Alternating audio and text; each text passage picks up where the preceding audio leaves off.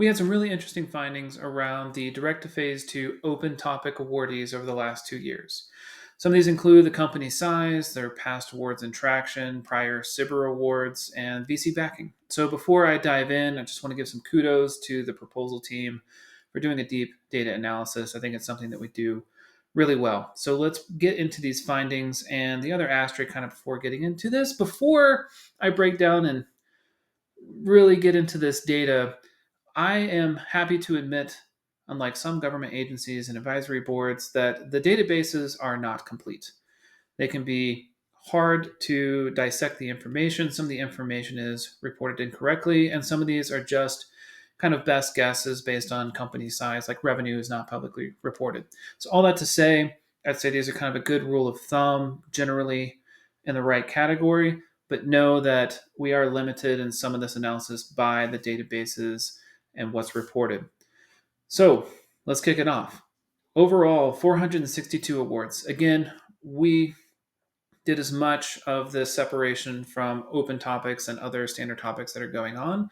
And again, this is around AFWorks and SpaceWorks open topic direct to phase twos. So again, some of the specific topics may have been included into this just because of how it's reported, how it's tracked in the database.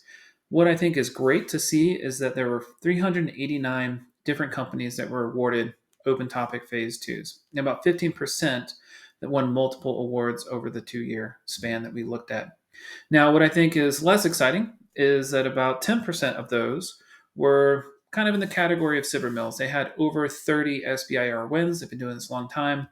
I don't think that's great. Obviously, I'd love to see them get a couple awards and move on to bigger and better things and actually graduate out of the program. But with that said, another kind of negative, unfortunately, that I did not expect to see that we now, again, can see from the data, about 89% had at least one prior SBIR win. So not a whole lot that were pulling in and winning for the first time.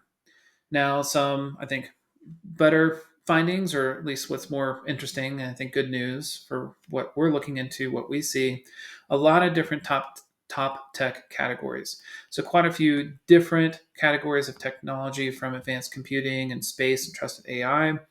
Some of it aligns with other bigger Department of Defense critical tech areas that we're seeing. I mean, what's a top tech category without some drones? So that's in there too.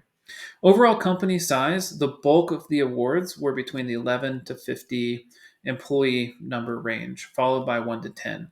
So I think that's great, seeing that most awards are between the 1 to 50 employee mark. So that's really cool to see. Again, something interesting to me, having been involved with this program for, 6+ years now, is about 4 out of 10 were venture capital backed. I think early on there was a bigger emphasis on VC backed companies. Another big, I think, interesting finding here is that the average investment was 11 million. So another way to slice this, because there could be some companies, there were some companies with 80, 100, 200 million dollars in investment, is looking at the median. So the median venture capital investment was around like a 6 to 7 million. So still quite a bit, probably well into their Series A, maybe even moving to Series B for venture capital investment that were winning, and close to half that were those.